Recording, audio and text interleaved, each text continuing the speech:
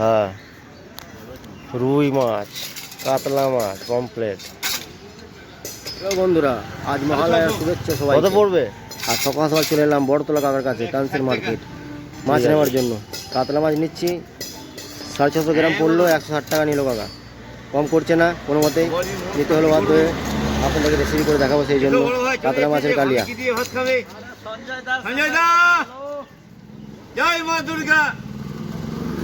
মহালয়ার দিনে কাকা এনার্জিটা দেখুন একটু, সেই সকাল সকাল ইন্টারেস্ট দেখো, ইন্টারেস্ট।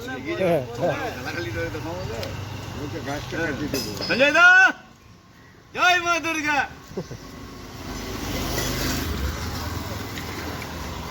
পমপ্লেট 400 টাকা কেজি নাকি?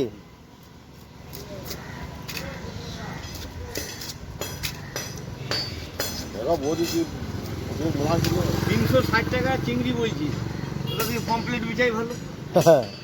কিন্তু তো 400 টাকা, ও চিংড়ি তো 400 টাকা বিজু কিছু হবে না, আর যে খাবে তারও কিছু হবে না।